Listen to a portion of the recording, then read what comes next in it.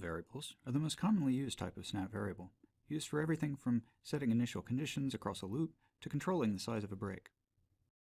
For this example, we'll create a variable to control the wall thickness of pipe 21. Variables can be created by right-clicking on their category in the navigator. Every real variable has an engineering unit type.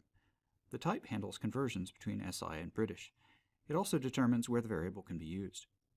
Wall thickness is entered in meters, so we'll scroll down and select length. New variables start with a simple name based on their type, such as R1. We'll change this to something more appropriate. And then we'll set a value to about ½ an inch. You'll notice the checkbox to the left of the value. This is the activation checkbox. If an optional property uses this variable, then it will use this to decide whether it's active. Properties that aren't optional will be unknown if they're referencing a deactivated variable.